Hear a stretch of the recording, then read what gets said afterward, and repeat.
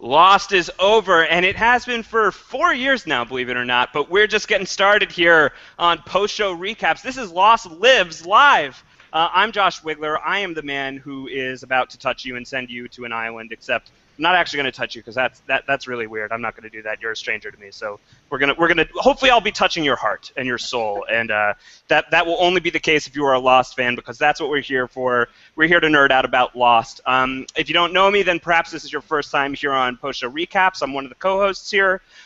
We specialize in talking about some of the best shows around. We talk Game of Thrones. We talk 24, The Walking Dead, The Leftovers, Orange is the New Black. Whatever's on TV, we are trying to talk about it here on Post Show Recaps. But Lost is not on TV, not anymore. So why are we talking about a show that's been off the air for 4 years? And there's a few reasons, and the biggest one is that I just love Lost, and I want to talk about Lost. It's in my holy trinity of all-time favorite shows, right up there with Survivor and 24, and probably bigger than both, honestly. I think Lost is my number one. It meant a lot to me while it was airing. It means a lot to me now. And when Rob Cesternino and I were starting to talk about post-show recaps, this was something that I knew I wanted to eventually get to. We needed to find a reason to come together to start celebrating Lost, and it just so happens that we have a very good excuse coming up. It's been 4 years since the end of Lost, but even more freaky than that is that we are 12 weeks away from celebrating the 10-year anniversary of the Lost series premiere on September 22nd. That is when it's going to be happening, which means we are old. We are all officially old. That Lost is 10 years old almost, and we are all old as well. So let's be old and celebrate the show together. One thing we're not doing, which I know a lot of people who were aware that we were going to start talking about Lost over the next couple of weeks. One thing we're not going to be doing is an episode rewatch, at least not now. We're really just talking. We're shooting the breeze. We're having conversations about Lost and some of the goofy topics that are near and dear to my heart. But overall, this is really just a place to have a fun conversation about Lost. We've got some really fun ideas for podcasts coming up in the weeks ahead, and we will tell you a little bit about that at the end of this show. But by and large, this is just going to be a place where all of us can get together and look back very fondly on, I think, a show that really changed the television game in a massive way that you really can't understate. And today I'm here talking about Lost with some of my favorite people to talk about Lost with. Some of them are familiar to you if you guys have been watching post-show recaps. One of them is not, and I'm very excited to have her on board. So I'll just go ahead and start introducing these people. Up first, we've got the Saul Goodman of post-show recaps, my partner in crime on the Leftovers live podcast. It's Antonio Mazzaro. What's up, Antonio? How's it going, Josh? I got my Saul Goodman gear on right now, actually. There you go, man. In my Saul Goodman office. I'm ready to rock. I love Lost. It went through so many emotions, like the 4 seasons of emotions with the show. And I don't mean 4 television seasons. I mean just the happiest highs and the lowest lows. And I'm here to talk about all of them, and I'm excited to do it with everybody here today. And I think you and I are also excited that we can actually talk about Lost and not get made fun of for talking about Lost on a podcast that's not really about Lost. Yeah, and that's going to happen. I mean, it's just going to happen. Lost, and we're going to talk about this today, I'm sure, but the influence of Lost permeates through so much. There are so many shows that have direct or indirect connections to Lost. That a show like The Leftovers, which you and I are talking about on Sunday nights, which has direct connections to Lost, obviously we're going to go crazy with the references. So here we are. Absolutely. Up next is a man you can't see, but I promise he is behind the curtain of Mr. Met right now. You know this guy if you are a listener. Rob has a podcast. He's on every Survivor season talking about the archetypes of Survivor. He is of ESPN. He's the author of Yes, It's Hot in Here, Adventures in the Weird Woolly World of Sports Mascots. My buddy AJ Mass. AJ, are you there? I am. I'm planning on arriving by hot air balloon, I think. You'll see me in about a season or two, yeah. Yeah, that sounds about right. AJ is awesome. AJ and I have been talking offline about doing some stuff on post-show recaps in the near future. We're not gonna spoil what we're cooking up right now, but suffice to say, you will probably enjoy what we've got in store. But for right now, I couldn't wait to talk to AJ, and when I found out that he's as big of a Lost nerd as I am, I knew that AJ was one of the 4 people that I wanted to have on this first episode. So, AJ, you are a big Lost nerd, right? I'm not misrepresenting. No misrepresentation at all. I am certainly in the pantheon of people sitting here at the Swan and just waiting to find out what pearls of wisdom I might share with you. Oh, I like that. I like that quite a bit. Oh, we're off to a good start. And then finally, our fourth guest. I'm so excited to have her here. She's new to post-show recaps, so if you've been a fan of post-show recaps, you are not necessarily aware of this person, but you probably are if you are an uber Lost nerd. This next guest wrote a ton about Lost with amazing in-depth theories while the show was on the air, and has done a crazy amount of amazing work in the Lost community since the show's gone off the air with Cancer Gets Lost, which is a great charity that I know she's going to want to talk about. And she's also one of the masterminds behind Lost 2014, which is something we will definitely be talking about today and in the near future. It's Jo Garfein, and Jo, I'm so pumped to have you here. Welcome to the show, Jo. Thank you very much. It's an honor, and you had me at, I'd like to talk about Lost, so it's in my wheelhouse. Obviously, it's had a profound impact on me, and I've tried to, take what I've learned from the show and this amazing, generous community, and literally, I won't get into it, but the tagline of our charity, Cancer Gets Lost, is channeling fandom toward the greater good, because we have, at our fingertips, all of these amazing, generous fans who have been with us the whole way. And why not channel that enthusiasm and generosity toward, cancer charities? So that's what I've been doing in my spare time since blogging about Lost. But I've clearly rewatched it several times and am ready to talk. So let's do it. Jo is great. Jo is somebody that I have met in my travels as a journalist. I think we met on the Fringe set. Is that right? Fringe and V. You met me the day I met Elizabeth Mitchell, so I was a hot mess. Yes, you were. You were. And that was the day when we went to Fringe. And I think that was the day that we were actually supposed to be extras on the set of Fringe, but we were not selected. We were not part of the Cool Kids Club. Sad but true. It is sad but true. Yes. So Jo, before we start diving, we're going to be talking about Lost, just general topics about Lost today, just to kind of get our feet wet as we're getting ready to go with this podcast over the next several weeks. Mm-hmm. Jo, can you talk a little bit about what Cancer Gets Lost is, and then maybe a little bit about Lost 2014 as well, just so that everybody's on the same page with what's going on with those two things? Absolutely, and I'll try to be brief in my own way.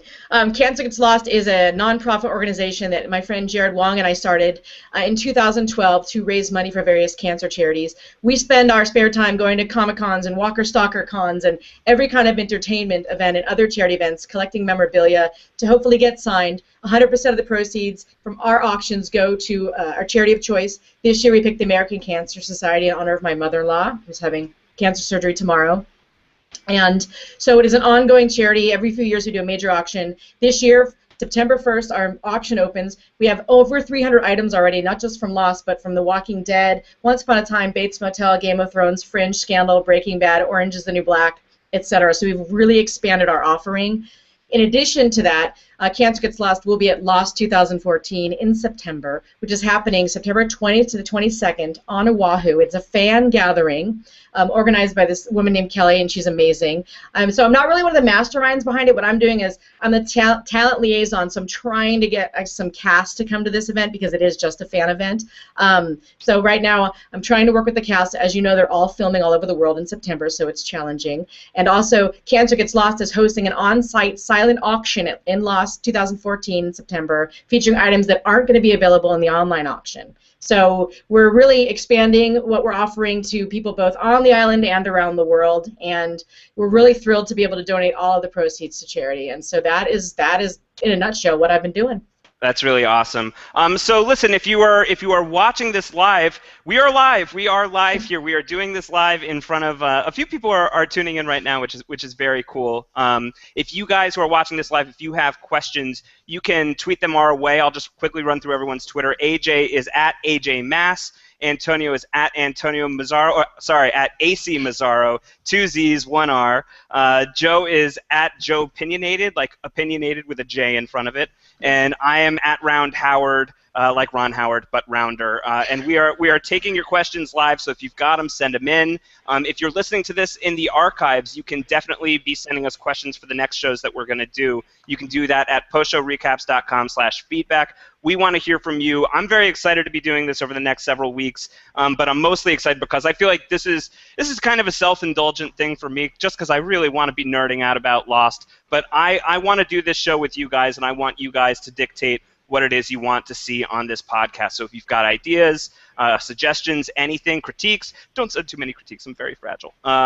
Just send them through the feedback form, and that's how we want to hear it, and we will get to it on the show. So today we are talking about the overview of Lost. It's our first episode of Lost Lives, and I feel like the best way to do it is just to really go fast and loose and talk about some broad stuff. We'll be here for a little while just yammering on about all sorts of good stuff. So I want to start with where you guys started, how you guys first got acquainted with Lost, maybe. And I'll start with you, AJ. How did Lost get on your radar? Well, that's a very good question. I think it was just, you know, the TV universe, there was not a lot going on that was not reality TV when Lost was on the air. I mean, pretty much if you take a look at the top shows, it was all either, you know, Survivor and the reality show ilk. I think Joe Millionaire was on the year before, and like that was making the rounds. And apart from that, it was like the CSI procedural type shows where there just wasn't a lot of meaty script television. And I come from a background, journalism background, and I like a show with a nice script, a nice plot behind it. And you know, I saw the commercials for it, and I just kind of like thought, well, that looks interesting. I mean, it was just as simple as that. Buffy was just wrapping up, and I was looking for a new show, and Lost came calling. What about you, Antonio? What's your earliest Lost memory? When did it hook you in? So I was on a shoot for a 48-hour film project, competition short film, and we were just talking. A friend of mine, Tyler, and I were just talking, and he said, "You got to see the show Lost." And I think maybe about 6 to 8 episodes had aired then, and he was pretty savvy. This was obviously not in the full DVR era. There was TiVo, but DVRs weren't ubiquitous. But he had a DVD burned that he downloaded, I guess, the first 6 episodes, and I watched them all just straight through in one sitting. I was totally hooked. I was on board like, an addict after that. And it really introduced me to things like podcasting. I was searching out podcasts almost immediately, hoping, that I could talk about Lost with more people, hear more people talking about Lost. So in that respect, it really was a gateway to a whole different world that has me sitting with you right now. I owe it a lot in that respect. And I just loved every second of it, even when it was frustrating me, even when it was driving me crazy. I was hooked and bad, and I don't mind that fact at all. How about you, Joe? I don't think that I've ever talked to you about how you first got hooked on Lost. I'm very interested to know what the story behind you is. I started watching it when it aired because I was intrigued about, an airplane crash on an island. Sure, great, a little bit of Gilligan's Island meets Survivor at the time because I was really into Survivor in the first few seasons. Sorry that I'm not as much anymore. But actually, I enjoy you and Rob because it brings me back into the world. But that's a side note. There you go. The episode that hooked me, everyone got hooked on Walkabout, episode 4. I got hooked on episode 5, White Rabbit. I've always had a thing for Alice in Wonderland and Lewis Carroll and Through the Looking Glass. The episode title obviously got my attention when Christian Shepherd showed up and Jack and Locke had sort of the mano a mano for the first time and the fight and the saving each other over the cliff. Something in my brain clicked and turned on in a way that it never had before. I'd never written about a show extensively before. I had a blog like everyone else in the universe. And just the theories started flowing and I started talking about it at work. And then cut to, a few months later where my friend, and I quote, says, "Get a mother effing blog already."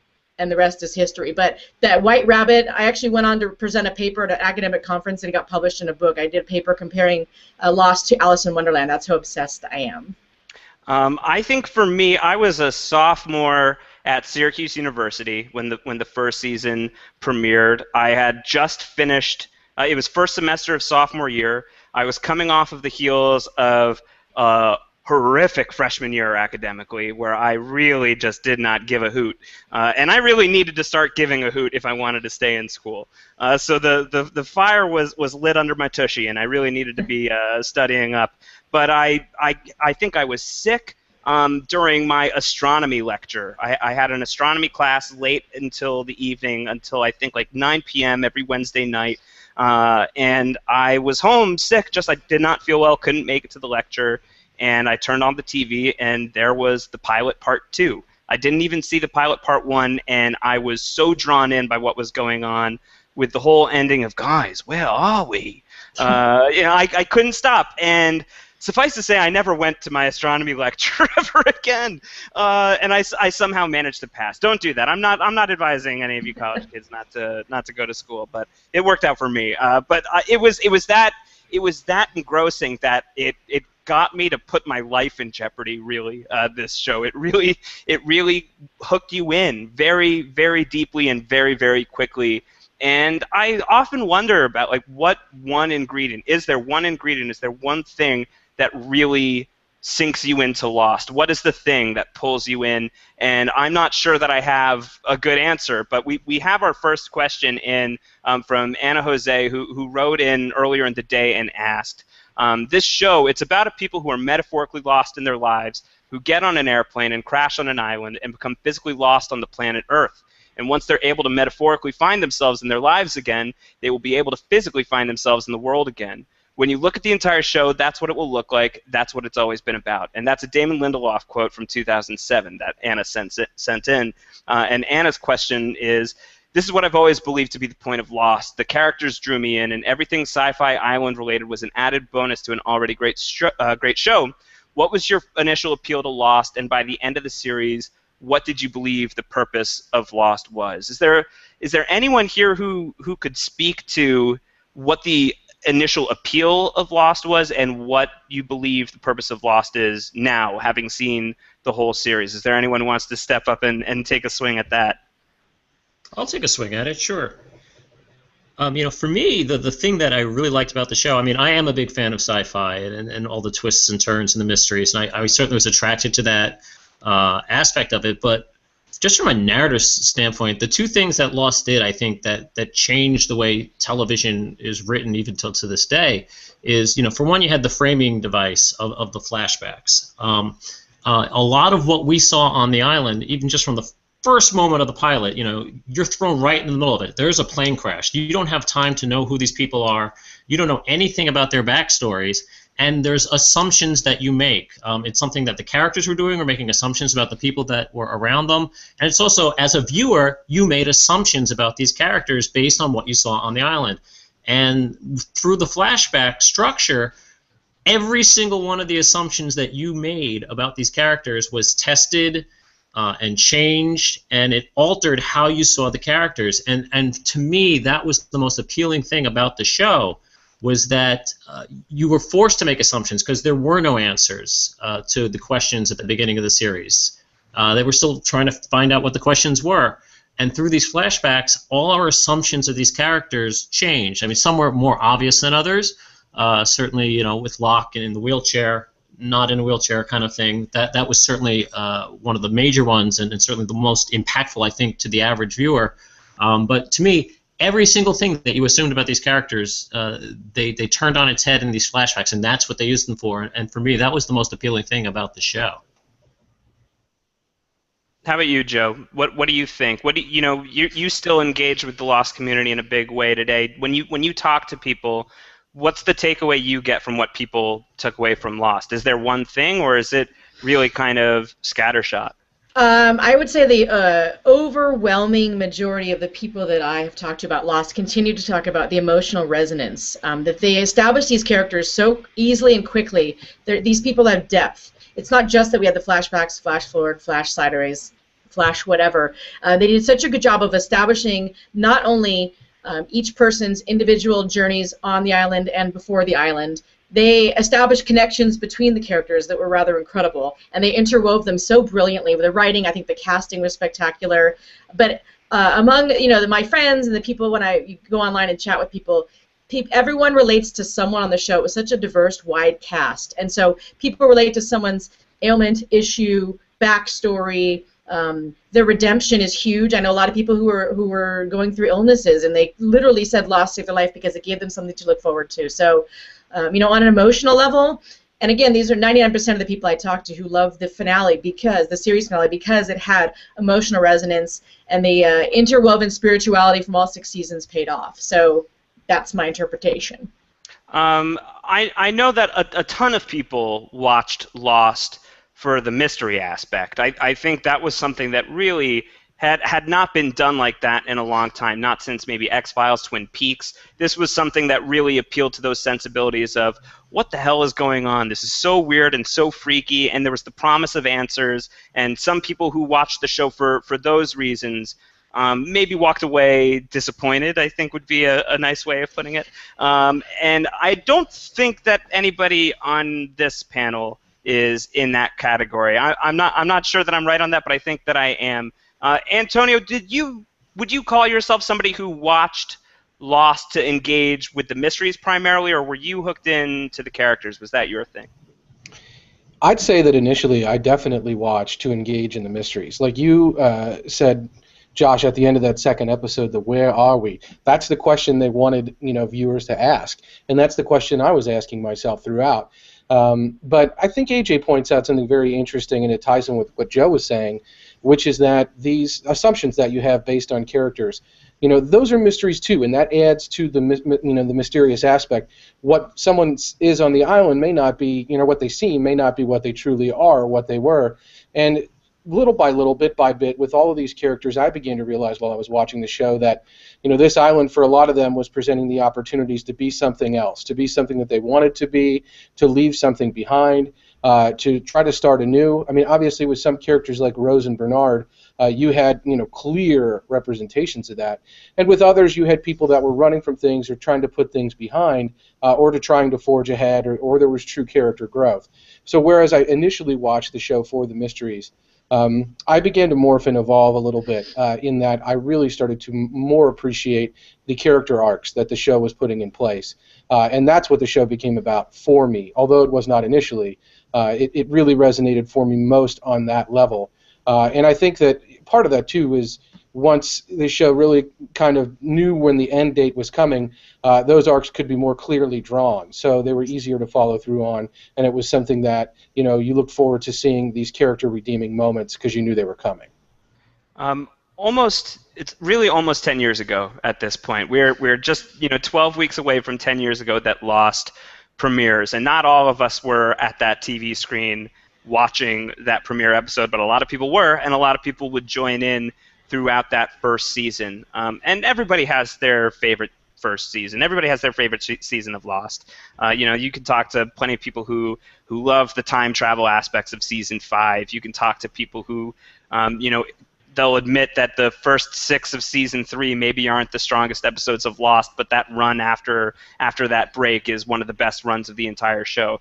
Maybe I'm just speaking for myself because I believe that to be true. And then there's the people who talk about season 1, about Lost in its purest form, and I believe it's the most watched season of Lost. If I'm wrong on that, somebody can correct me. But it's the season of Lost where basically everyone was along for the ride. Things were really pure and completely new and fresh back then. As we're approaching the 10-year anniversary of the first season of Lost, what do you think it was about that first season that really got Lost off on such a strong start? What do you think is the thing that's special about season 1 as opposed to some of the other seasons? Not to knock the other seasons, but just what do you think is really like the defining trait of season 1 as opposed to the other seasons of Lost? Jo, do you want to take a swing at that? Yeah, I think there was nothing else like it on television ever presented, and there hasn't been since. I think, obviously, you've talked about it. We're going to talk about at some point another podcast, the shows that have failed trying the same model. At the time, it was the most expensive pilot ever made, and it's still, we all have watched it many times. It still stands the test of time, and it's goosebump-inducing, and it's beautiful, especially now that we all have, a lot of us have HD TVs, and in 2004 we didn't. So I think that the production value, the characters were presented in a way that was the most anti-procedural I've ever seen on television. I think, also the diversity of the cast. You have an Iraqi soldier. You have a Korean-speaking couple. I was very drawn into the diversity from the get-go. AJ, did you have a favorite character right away? Was there anybody that just immediately stood up and saluted you?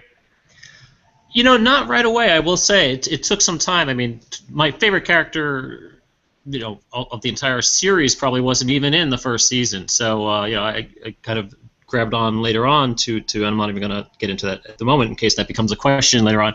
But, I don't think there was a particular character that struck me. I mean, we were supposed to see it through the eyes of Jack, and certainly, Hurley in the comic relief certainly was wonderful to watch, and I always look forward to seeing Hurley on the show.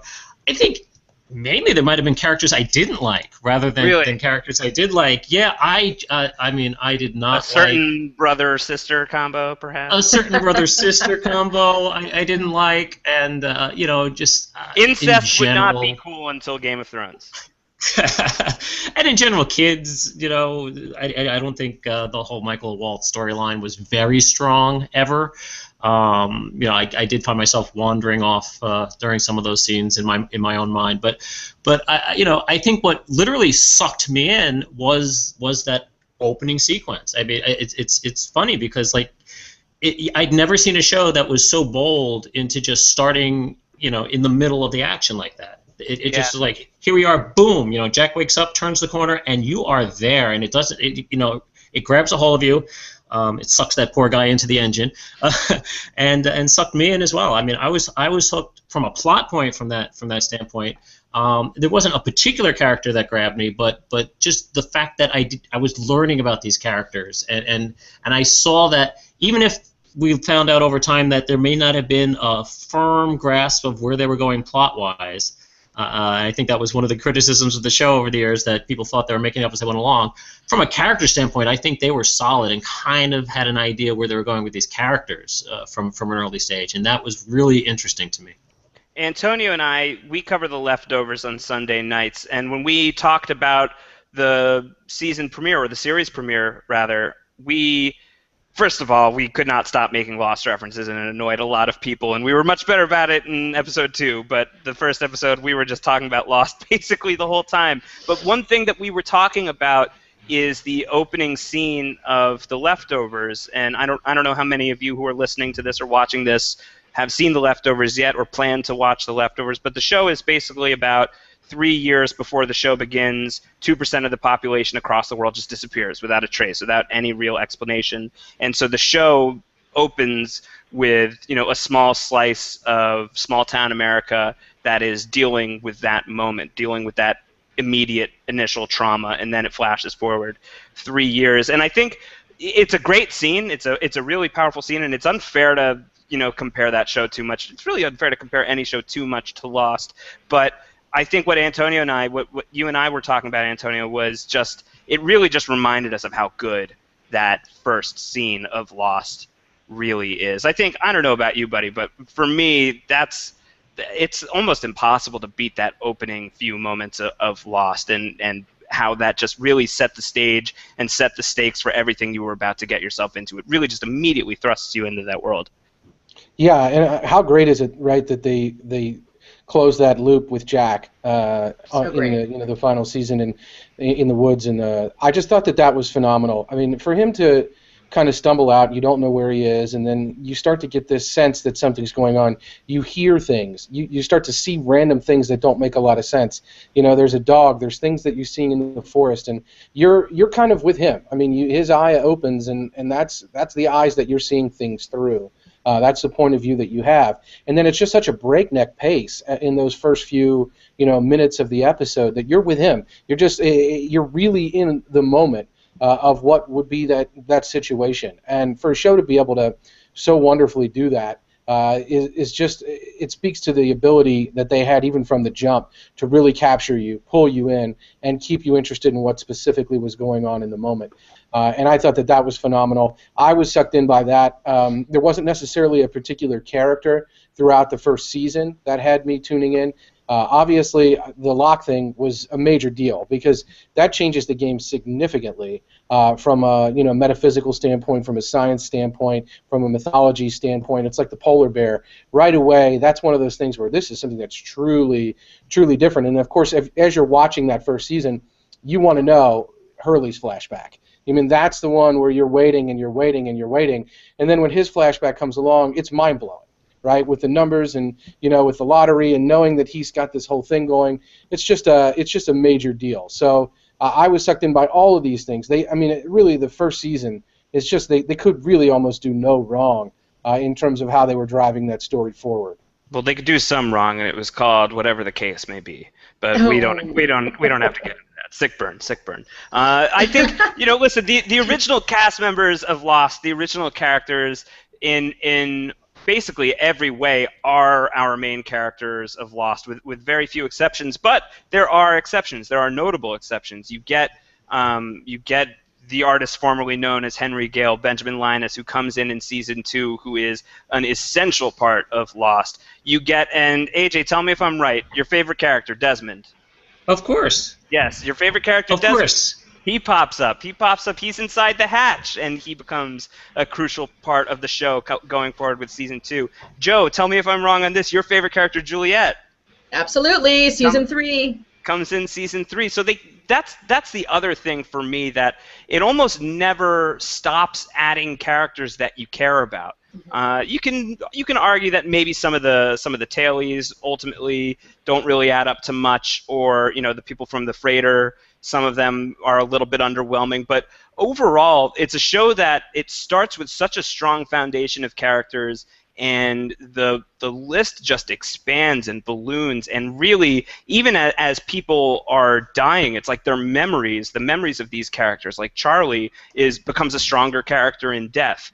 So I think one of the things about Lost, with me and Lost, and I know that we have a question from a guy named Corey who wrote in and talked about how he wanted to know about our personal connections to the show. He says, I don't feel any sort of emotional attachment to shows like Breaking Bad, Game of Thrones, and Walking Dead. Lost was an entirely different experience for me in that I felt a real closeness to the show's characters and really, really cared about the show. I mean, I care about Breaking Bad and Game of Thrones, and I enjoy Walking Dead quite a bit. But I know what he's saying there. I think when it boils down to it, if you're one of the people who can still appreciate Lost and still really love that show, it's because those characters were so freaking good.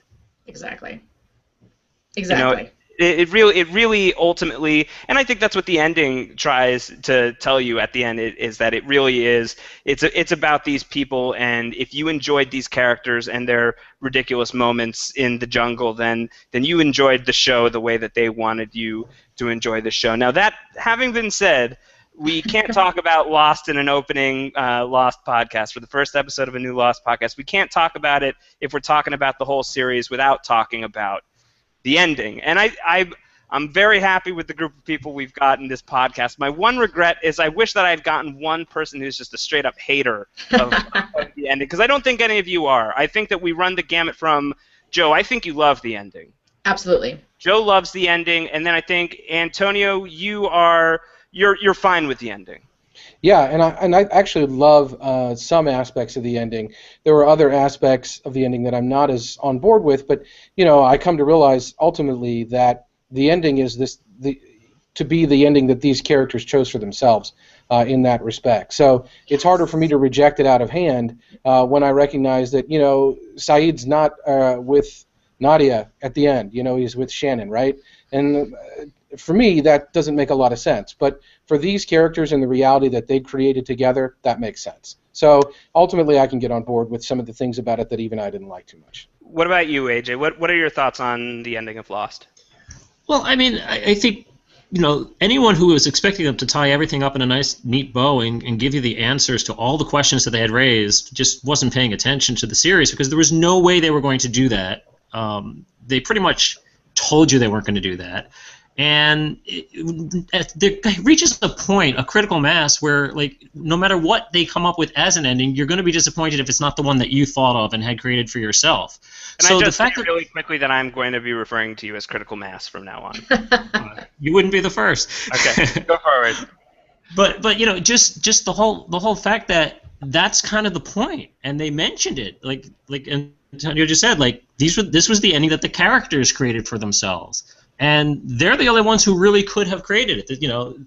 What you wanted to have happen, well, so what? You're not important to this story. You're watching the story. You're an observer to the story. These are the participants of the story.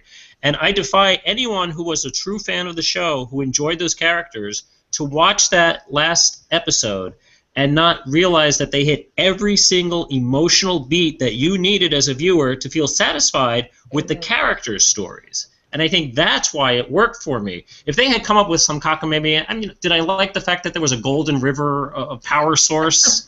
No. Did I like the fact that they devoted an entire episode to, Alice and Janney suddenly showing up and playing Medea? No.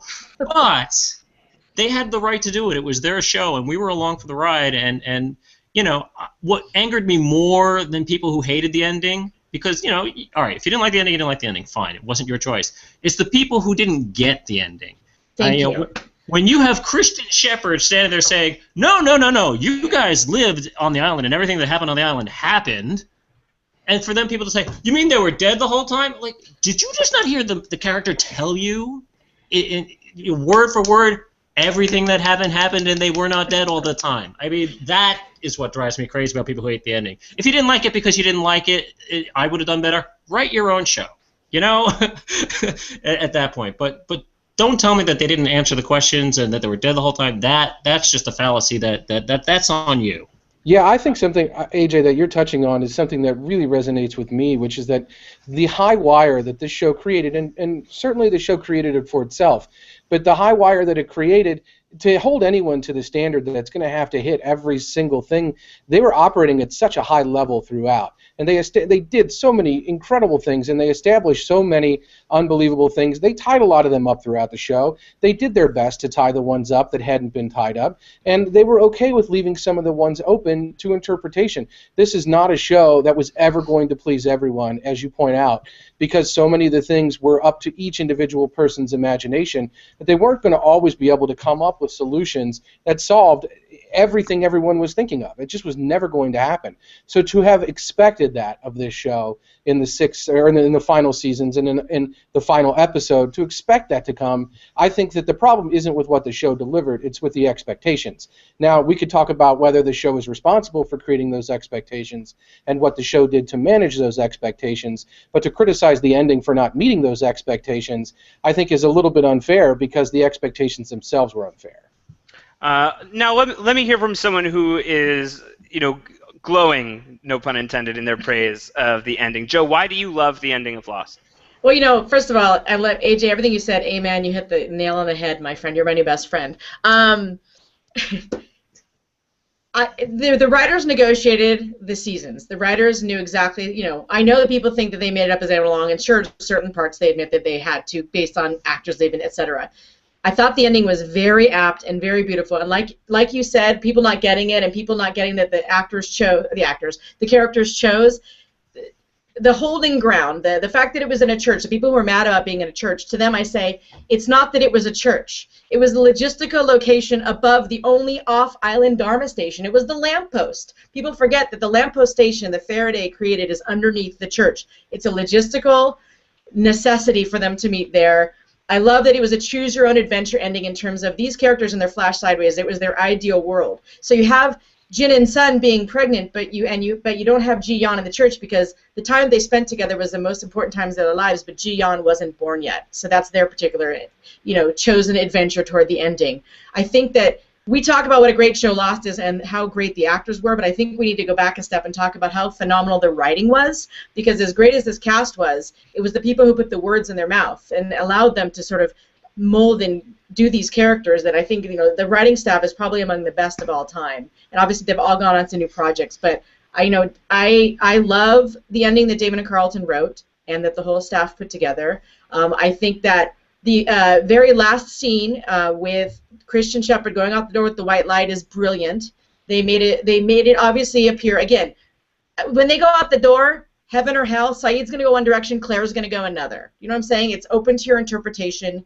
It is in a church. They showed every symbol possible to represent every character possible when Jack was approaching Christian's coffin.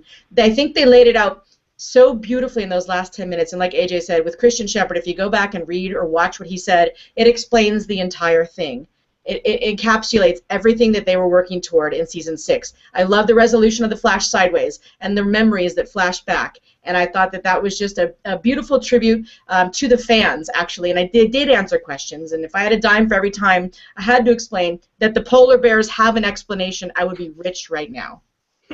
Fair enough. So then I think that maybe makes me the person who is lowest on the ending, and that's an interesting place to be in right now. And I say that as someone who calls Lost their favorite show, but I've written about this elsewhere, that season 6 kind of terrifies me as a concept. It terrified me going into season 6. I cared so much about the show, and I wanted so much out of it, and I needed it to do certain things for me that I was afraid there was just no way that it was going to hit my bar. And it did hit my bar, but it just so happened to stumble a little bit on the landing for me. And that was a hard thing to reconcile at the time. I remember trying to defend the ending of the show to a lot of people who were in my personal life who did not care for the ending of the show. And the more and more I had to defend it, the more and more I had to sell myself on what it is that I had watched and processed. And I had to come to an understanding with the fact that I didn't love the ending of Lost, and it wasn't what I wanted it to be. And I know that that's, largely on me, but I do think critically there are things that they could have done differently to create an ending that would have worked a little bit better, I think. But that being said, I will refer to a comment that we've gotten on Twitter. This is from Brody Wildman, who asked, Josh, did you cry watching the Lost finale? And yeah, I absolutely did. And they were tears of joy. They were not tears of, they were bittersweet tears. They weren't tears of, why did you ruin my favorite show? It wasn't anything like that. It was, what the moment really was for me actually is the scene where Jack and the man in black wearing John Locke's face are they're belaying Desmond down into the pool of golden sludge or whatever the hell you want to call it. And magical watering hole. The magical watering hole, and they're talking about how it's just like old times back when they were looking down in the hatch. And Jack finally says something to this guy who looks like Locke, but is not John Locke. He says something that I had been shouting at the TV the entire season because they kept calling him Locke. Why are you calling him Locke? He's not Locke. And Jack finally articulates all of my frustration that I'd been feeling that season, which is, you're not Locke. You act like him. You wear his face, but you stand for literally every single thing that this man did not stand for. And John Locke was right, and I was wrong. And that moment, for me, as John Locke being not just my favorite Lost character, but very possibly my favorite character in fiction, was a huge burden off my shoulders, and I cried. I definitely did. And the reason I bring that up is I think that you can walk away from Lost not satisfied with the ending. You can walk away feeling like the ending disappointed you. You can walk away feeling like, as someone else just wrote in, that it was the biggest cop-out in television history. You could say that if you want. And you can feel that way. You're totally justified to feel however you want to feel. I've made my peace with it because more so than any other show, film, book, comic book, anything that I've engaged with, Lost is the thing that really taught me that it is the journey and not the destination. And no amount of religious symbolism that I'm not necessarily keen on, no amount of here is an afterlife of sorts that I'm also not necessarily very keen on, no amount of that will ever take away from the fact that one time Sawyer and Jin chugged beers in the woods and then drove around in a Dharma van with Charlie and Hurley. Nothing will ever take away from the fact that Desmond led a trip through the jungle, a camping trip through the jungle with Hurley and Charlie and Jin. Nothing takes away from the time that John Locke smiles so creepily with an orange peel in his mouth. Nothing takes away from any of those moments that made Lost what it was. And it took me a long time to come to peace with that, and I'm still terrified of season 6. I have not done a full series rewatch of Lost since it ended. I attempted to last year. I was writing a series of Lost recaps on Tumblr, and I made it about a quarter of the way into season 3 when life circumstances threw me off, and I was just never able to get back in it, and I kept wanting to do it, and after a while, I was kind of grateful that it seemed like people forgot that I was doing this daily Lost blog, because I was glad that I wasn't going to have to confront season 6 again, because I was terrified to. I was terrified of being disappointed again. I was terrified that my matured view on how that final season went would not hold up when I was looking back at it. I was afraid that I would not be able to look at it fondly. And you know what? I think I'm ready to go back and do it. And I don't know that I am going to be able to do a full rewatch of Lost anytime soon, but I do feel pretty confident that when the day comes, I will be able to look at Lost for what it was. And it was about these people and about these characters. And, you know, you can't take away from that cast, and you can't take away from the writers, as you mentioned, Joe. And then the really unsung hero that we have not mentioned once, and I say unsung for a reason, is Michael Giacchino's score is just like the greatest thing in the universe. The music of Lost. This is something that I say to people a lot when they're like, why didn't Flash Forward work? Why didn't V work? Why didn't The Event work? And, you know, none of these shows, no show is really ever going to, in my opinion, be able to meet the sounds of Lost. And that score is what I listen to all the time. I listen to it nonstop, and I don't know about if anyone else wants to chime in, because I've been talking a lot about how they feel about the music of Lost, because I think that's something that really cannot be overstated enough, is how important that was to why this show was so fantastic. I agree wholeheartedly. It's like they say the music was a character, and I agree. There are certain times it comes on my iPod and I tear up, so I have to change it. Like some of this series finale music that he did when they're at the gathering of the church and the final walk across the island, it brings tears to my eyes as I think about it now.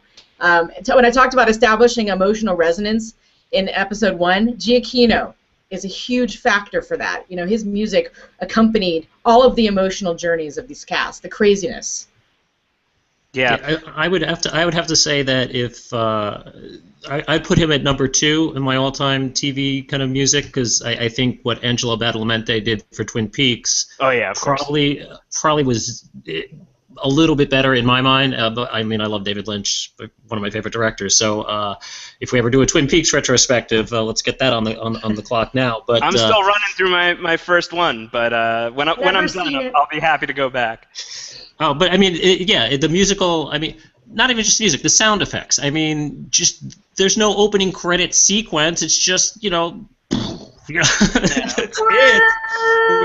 With a twisty word to tell you, we're twisting reality a little bit here. I mean, just the detail and the care of every little moment of the show really added to this complete package that you could tell everyone involved with the show cared about the show. The reason the event didn't work is because they spent an entire season and they still didn't get to the event. I mean, Lost came right at you full flush. Right, here we go, plane crash, boom, you're in the middle of it.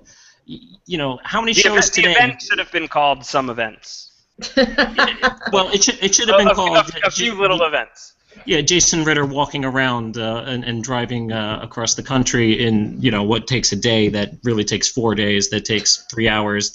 What? So, yeah. Okay. Let's not talk about the event too much. The care of Lost is what, like I said, every little detail from the costumes that they wore. Just the wardrobe was perfect. Just little things like just the doll that the other children carried in the woods. Like there's just so much detail and care and attention to detail that you could just tell that everyone on the show cares. And when everyone buys in like that, you know that there's something special there. Totally.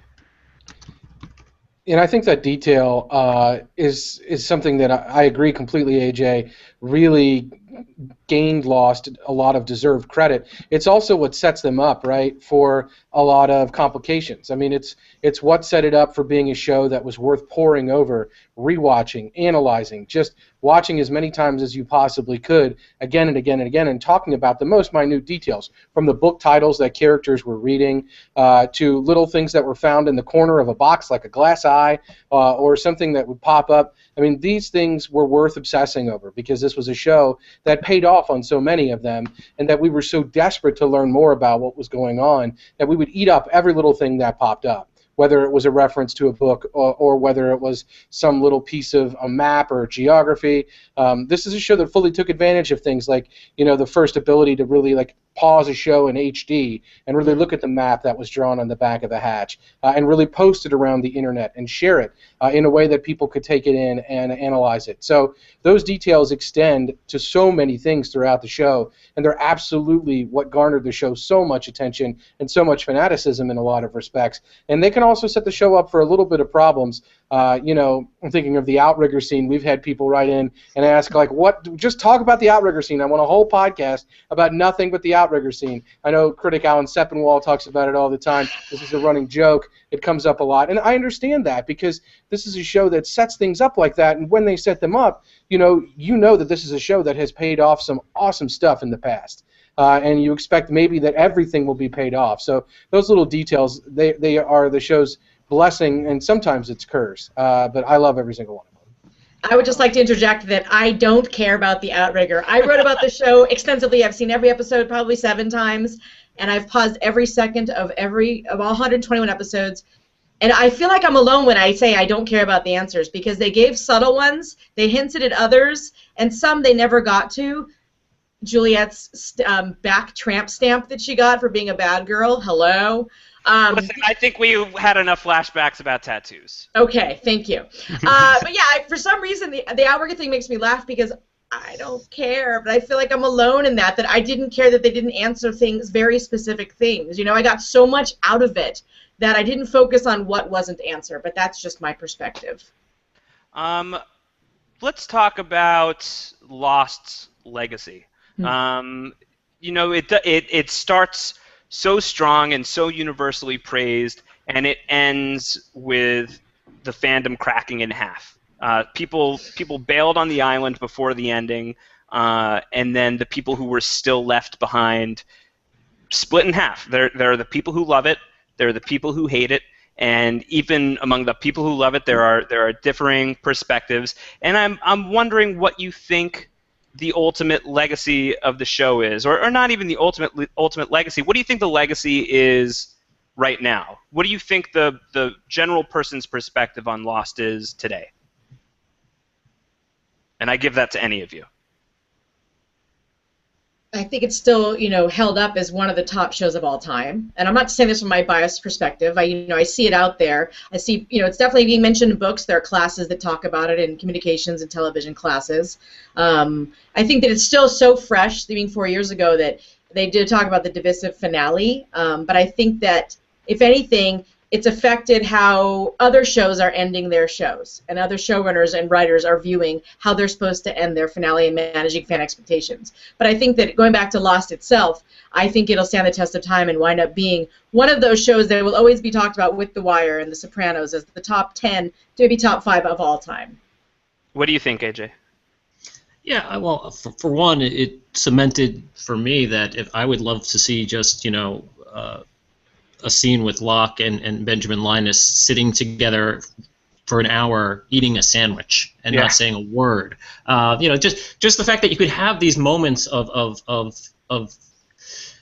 calm in a series that was so frantic. I think that's kind of something that hadn't been done. Like, shows get so pigeonholed into being, well, it's this kind of show and it's this kind of show, and I think it gave a lot of creators the freedom to tackle subjects in a different way and to tackle structure in a different way and to tell stories in a different way. And I think the networks were a little bit more willing to take on something like that, something that didn't have to be a procedural that resets each week. I think you see a lot more shows that were willing to take that chance, and some of them failed miserably. But just the fact that networks were able to take that chance and to trust the audience to be smart enough to figure out things without being beat over the head with it. I think you've seen a lot better writing as a result, a lot more creative writing as a result.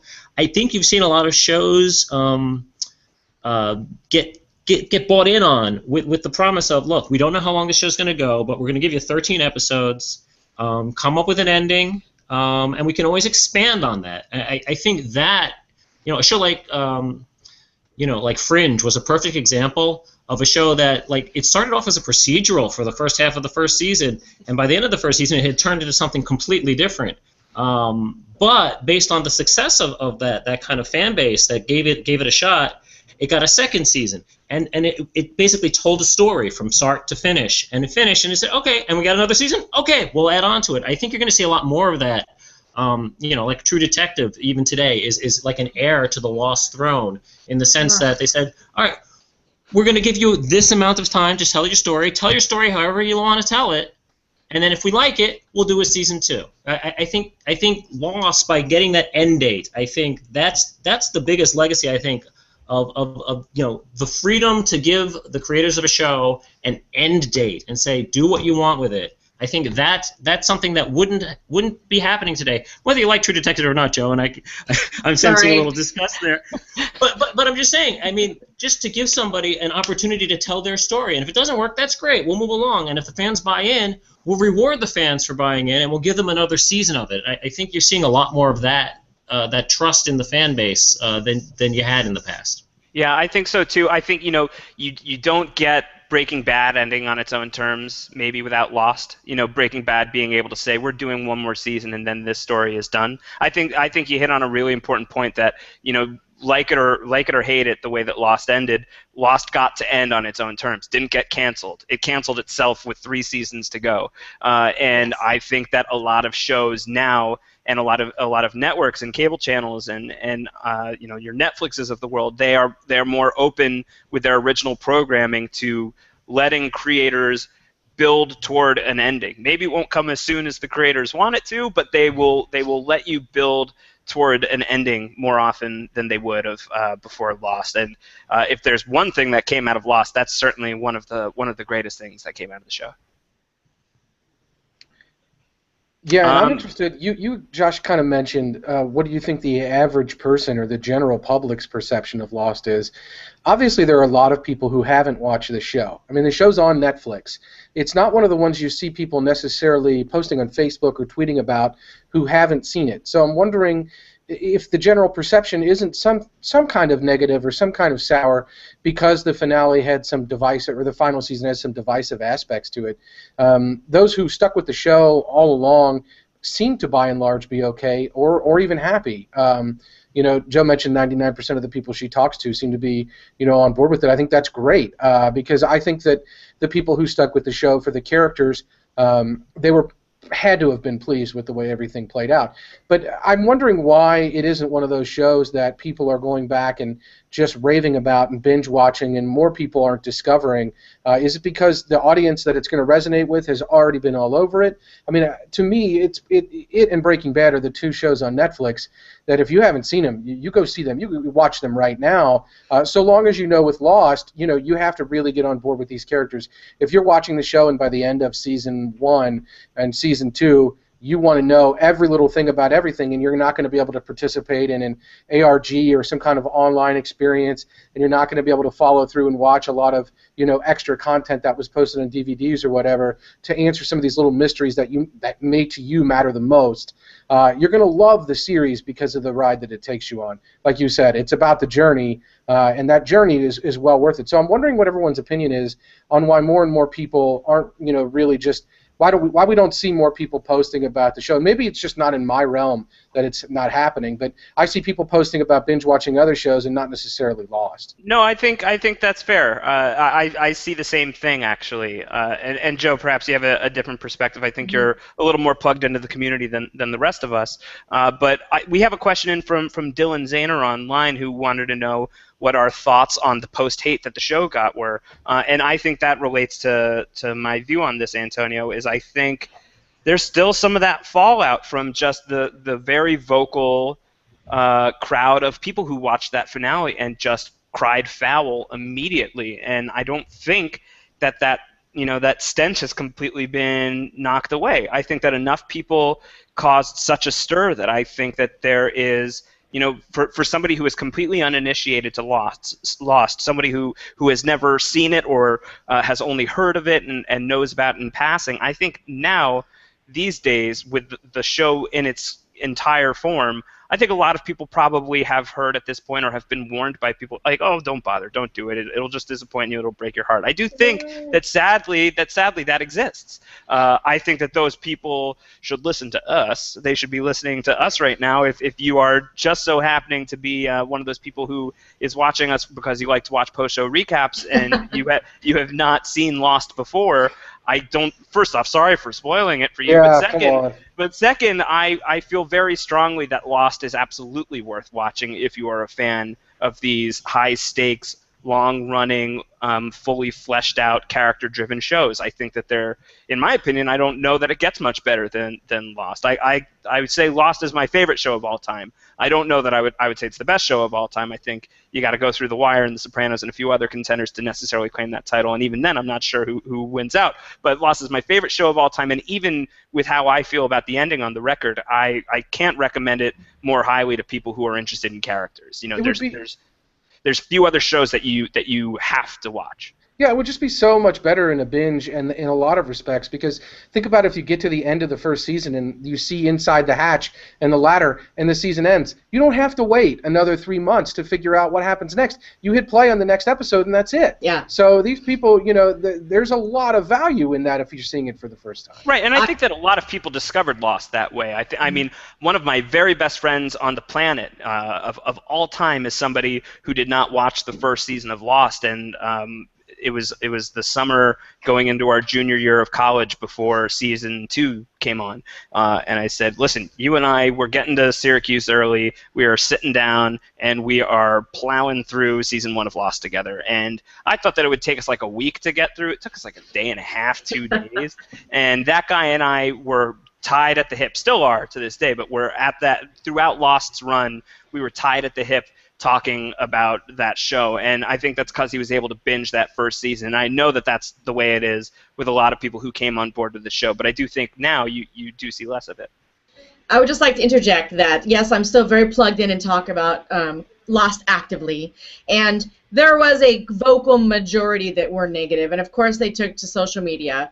I would like to say that more than 50% of this universe loved the finale, and not all of them were on social media, and that there are a few people I was able to quote unquote talk off the ledge. That I asked them why specifically. If you talk to, I feel like I'm here and I exist on this planet to be a positive advocate for Lost forever. I have a lot of friends and their acquaintances and families who've started Lost because of other people's joy, like mine, for the show. And they start off saying, "I heard they're all dead," and I would say, absolutely not. Ignore everything you've heard and don't read any blogs until you've watched it for yourself, because now there isn't the interactive community. I think that people are binge watching it. I would like to see the Netflix numbers. I think just from people in my life, people are binge watching it, but maybe because the community isn't active anymore, they're not online discussing it. So I feel like it's actually still growing and people are still discovering it. My site has been inactive for years, and I have thousands and thousands of hits on my old Lost analysis dating back to 2008. It is unbelievable. That's how I know people are rewatching or starting this show again. It is spectacular, and I will defend this show for the rest of my life, and also recommend that people watch it. And can I say, Joe, I mean, just to piggyback on what you just said there, I mean, can you imagine if someone came up to you and said, "Yeah, I'm interested in seeing this Romeo and Juliet play, but I hear they're all dead. I don't think I want to watch it." I mean, come on. I know. Knowing the ending doesn't matter, and that's not a reason not to watch something. If it's well written, and you know that, there you go. Yes, I think that people, those of us who have the general enthusiasm for all 6 seasons as a whole, inspire them to binge watch and start the show. AJ. Josh. Does Lost return? Define return. Does Lost come back to TV with new episodes ever? I don't think so. You don't think that anybody sitting in their Disney tower with their finger on the create button, the reboot button, you don't think anybody hits reboot on Lost ever? I don't think that it can be done. Well, let me put it this way. I think someone will probably try and do a show where there's like a boat that wrecks on an island, or something, or a spaceship that wrecks on another planet, and there's a almost very similar thing to Lost. I don't think you do Lost again. I don't think you do the Lost reboot. Marooned on Jupiter, on Titan, perhaps. I think, in fact, yeah. Let's write a pilot for that right now, man. Let's call it Lost in Space. I don't think that's been done before. But yeah, I don't think. I think part of it is just the negative connotation that some people have with the ending. I don't think people would want to necessarily use Lost as their title. But to use it as a roadmap for a series, I think absolutely. You can have many shows. It was tried to do the copycat Lost, but I think, yeah, you could see someone doing something that is similar to Lost, that gives you that feel of Lost. I'm not sure that if anyone outside of the actual creators and writers got involved, it would come across as Lost. I don't think fans would jump on board. I think people would see through it. So I don't think so. I don't think so. You would see it, certainly not in the form in which we recognize it as Lost. But yeah, Maroon, sure. I could see someone trying that. Antonio, Josh. does Lost return? It will never have left our hearts, so there's nothing to return from. Whether it will be on television again, I think that it would be a really, really poor idea. That doesn't mean it won't happen. I think what we're seeing now, I think if you're asking will Lost return in the form that it occupied, the answer is no. I think most of the people that were involved creatively have moved on to other endeavors.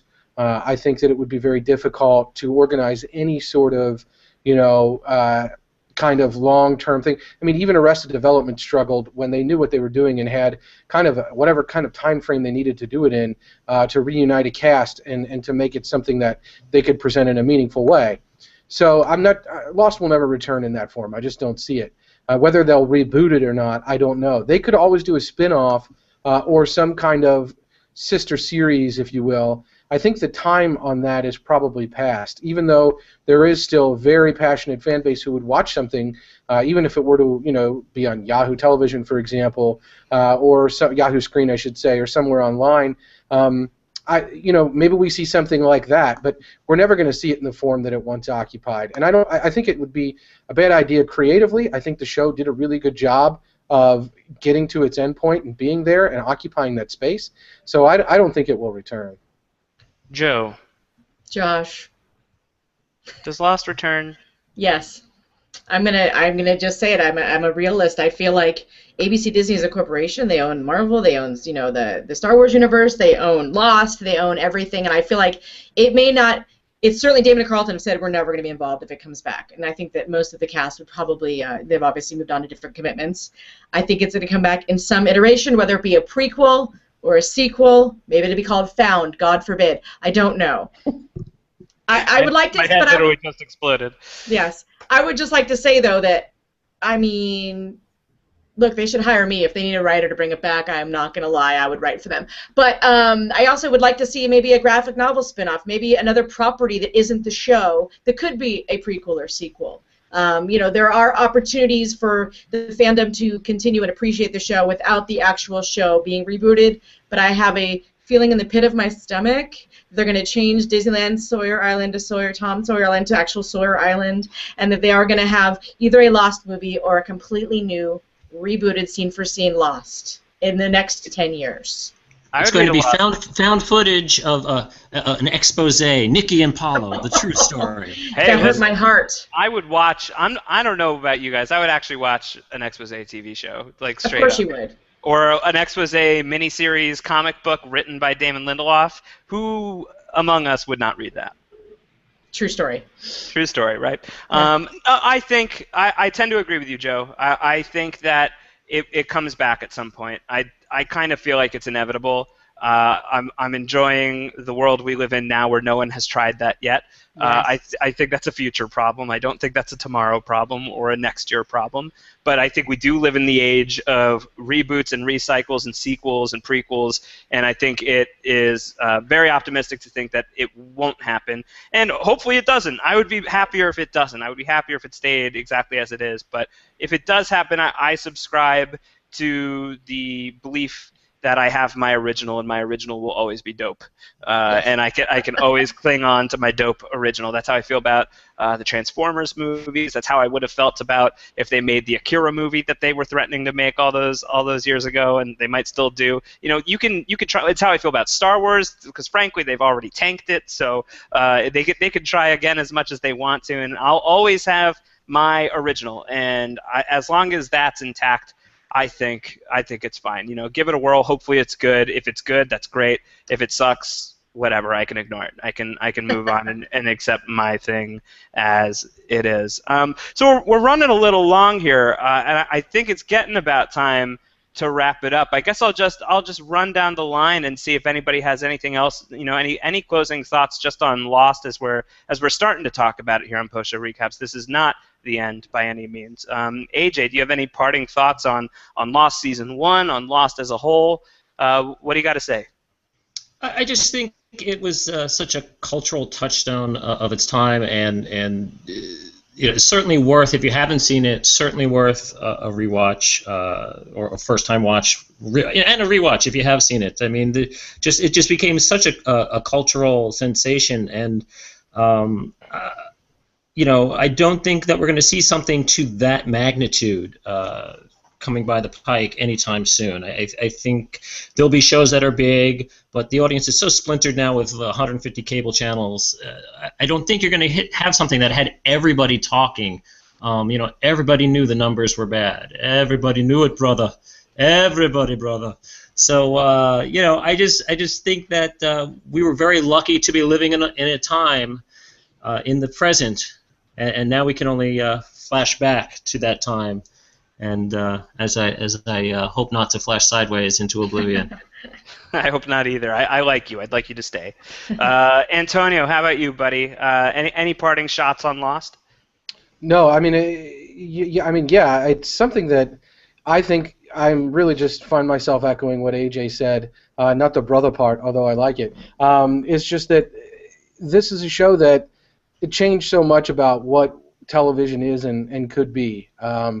Both in how it engaged the viewers, in what it asked the viewers to do, in terms of, theorizing, paying attention, appreciating little moments, little things. These shows, they are now what are our zeitgeist. I mean, they're really what the space that we choose to occupy in terms of the things that we devour, and Lost was really one of the ones. I mean, AJ mentioned Twin Peaks earlier, and that certainly cannot be overlooked as a similar show that did similar things. Everybody wanted to talk about who killed Laura Palmer, then everyone had suspects and people like that. Listen, I'm kidding. Yeah, I mean, I think that's on the cover of the DVD, so I hope I'm not. No, that's literally the premise of the show. Exactly. So everyone wanted to know that, and there were shows that were similar. But Lost was really the one. Lost was the one that came along at the time it came along at. And this was a time when we were beginning to participate in media and take in media in different ways, when we were beginning to talk about media in different ways. There's not going to be another show, quite frankly, that occupies space like this. There's not going to be a show that debuts on Google Glass and has us all looking at each other as we watch it. It's just not going to, there's not going to be something that occupies this space the way Lost does. There couldn't be a better show, really, in terms of the subject matter and how it was handled to occupy that space. And so, in that respect, I think that it's impossible to compare other shows to Lost like that. Are there other shows that I think did better things for the medium, or maybe played out better? You talked about it. There's your Wires, your Breaking Bads, there's West Wing. There are other shows that really occupy great space, but there's really only one Lost in terms of what Lost did, how it did it, and when it did it, and how all of those things harmonically converged to produce something that was so resonant on so many levels. And in that respect, I think Lost will always stand alone. Joe, you got the floor, my friend. I know. I've been thinking about it. I mean, how do I wrap this up? I'm very sentimental, especially as we approach the 10-year anniversary of the show. That literally changed my life, and so I guess I would say to people on a purely sentimental level that people used to make fun of me, and a lot of people I know out there make fun of other people for being nerds and geeks and being so attached to a show like Lost. But I'm living proof that a television show can change your life. I mean, we started a charity after attending the Lost auction in 2010 and sitting there when our minds sort of exploded with, like, this is an amazing community. I think one of the Lost legacies is the fandom. So not only super generous, but very interactive, and obviously there have been shows that have tried and have great fans ever since. Joss Whedon, the Whedonverse, obviously has amazing fans, but you should be proud to be a Lost fan. You should be fine with defending it and okay with hating it, and you are who you are, but just know that never apologize for being a Lost fan. A television show can change your life And please, if you haven't watched this show, please watch it, and then we'll talk you off the ledge when you're done. Fair enough. It sounds like we're saying goodbye right now, but I promise you, everybody who is watching and listening, that we really are just getting started. The Lost 10-year anniversary of the premiere is September 22nd, and my intention is to do a Lost podcast every week leading up to that. Here on Lost Lives on postshowrecaps.com. It is my great pleasure to talk about Lost whenever humanly possible. So we've got some things in the works. You may notice if you're watching this on YouTube, I've got this blackboard behind me, and it's got the numbers on it, and 4, 8, 15, 16, 23, 42, and number 4 is circled. There were 4 of us discussing Lost today. I don't know that there will be 4 of us every time. That would be awesome. But you will definitely be hearing from these people again. I promise you that, as long as these people want to show up. And what we will be doing next week will be tied to number 8. And exactly what we're going to do, I'm going to leave a little bit of a mystery right now, because Lost always deals in mysteries, and that's the way we're going to do it every now and then here. But I promise you, next week's show is going to be a lot of fun, and it's going to be talking about a lot of different TV shows through the prism of Lost, and exactly how that manifests itself. You'll have to tune in next week, and exact date and time on that TBD, so just follow Post Show Recaps at Post Show Recaps on Twitter, and we will keep you posted on that. The other good way to do that is to subscribe. You can subscribe to Post Show Recaps by going to postshowrecaps.com/iTunes. You can follow us on YouTube, youtube.com/postshowrecaps, and subscribe that way. Give us the thumbs up if you think we deserve it. Leave us a good review if you think we deserve it. Please don't be too mean. Again, I'm so fragile. I'm so craven. And more than that, we want to hear from you guys about what you want to hear on Lost Lives.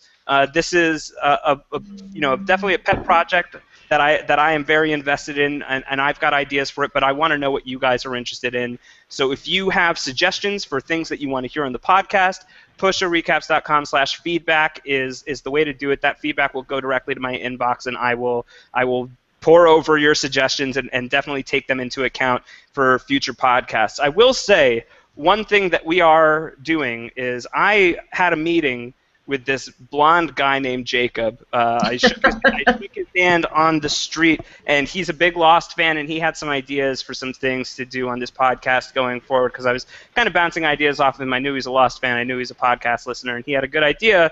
So towards the end of this crazy adventure that we're going to do, we are going to rank the top 108 episodes of Lost, and that is going to be an undertaking. And how we get that list, I believe this guy Jacob said that he's going to supply it, but he'd like to hear some suggestions from some of you guys. So if you want to talk about your favorite episodes of Lost, postshowrecaps.com/feedback, list your favorite episodes of Lost, defend your favorite episodes of Lost. You can even talk about the ones you don't like that much. That's actually pretty helpful as well. So that's going to be a pretty fun way to ramp things up a few weeks from now. That's probably not for another 5 or 6 weeks that we're going to start doing that project. But that is something that's on the horizon. I know that we have some people who are listening to this and who are watching this that are not Post Show Recaps regulars, so let me just plug some other stuff that I think you guys might be interested in. If you like Antonio, who I happen to adore, Antonio and I do a podcast on Sunday nights about The Leftovers. Immediately after episodes of The Leftovers, we get online here at Post Show Recaps and we break down the episode.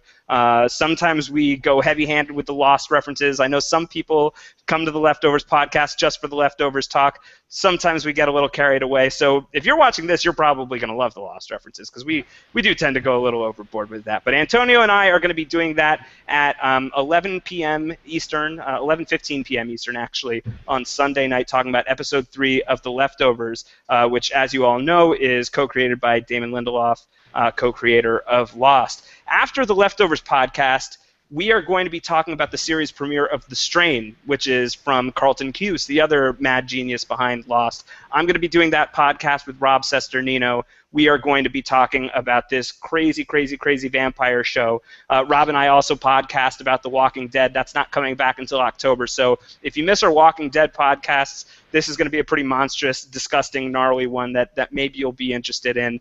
So we're going to do that. I think it's going to be around midnight Eastern, 9 p.m. Pacific on Sunday night, right after the Leftovers podcast.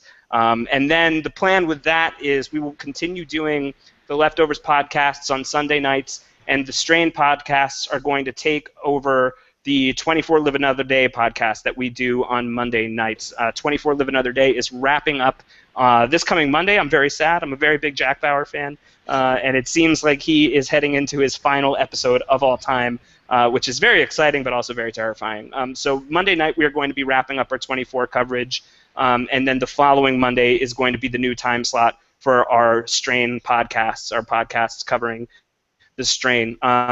And then one more quick plug. If you're a Game of Thrones fan, hopefully you have listened to Rob and I talk about Game of Thrones every week during Season 4. We're doing something a little goofy right now called The Throners. It is our Game of Thrones awards show where we are honoring all the nonsense of Season 4, which I think was by far and away the best season of Game of Thrones. You can vote in The Throners at postshowrecaps.com/Throners. It was a very, very silly idea that we cooked up, and we are going to be holding an awards ceremony for Game of Thrones on August 5th next month. So voting is open until August 2nd. Go do that. You get to vote from any device one time. So if you've got like a million devices, if you're a Lannister, you're probably in good shape. If you are, Arya right now, maybe it's a little harder. But yeah, just go and vote. It's going to be very fun, and that show is going to be great. And then other than that, we are going to be back sometime next week to talk more Lost, and we are definitely going to be doing this at least up to the 10-year premiere anniversary, and then I don't know, if we want to keep doing it, maybe we can keep doing it. It's all going to depend on what you guys want to hear, but I couldn't be happier with the way that this first one went, and I'm so happy to have you guys here. AJ Mass, that's at AJ Mass on Twitter. Antonio Mazzaro is at AC Mazzaro with 2 Z's, 1 R. Joe is at Joe Opinionated with a J. It's opinionated with a J in the front. And I'm at Round Howard, like Ron Howard, but rounder. Follow us on Post Show Recaps, at Post Show Recaps, hashtag PS Recaps, and if you made it this far, we would love to know that you got this far. So we'll give you a hashtag, which will be hashtag have to go back. So if you have to go back, that means you're going to be coming back for another Lost Lives podcast. So hopefully we'll see you then. And hope you guys enjoyed this one, and I know I really did, and I think you guys did as well here live with me right now. Joe, Antonio, and AJ, thank you so much, and we will be talking to you guys again soon. See you in another podcast, brother. Bye. Thanks, dude.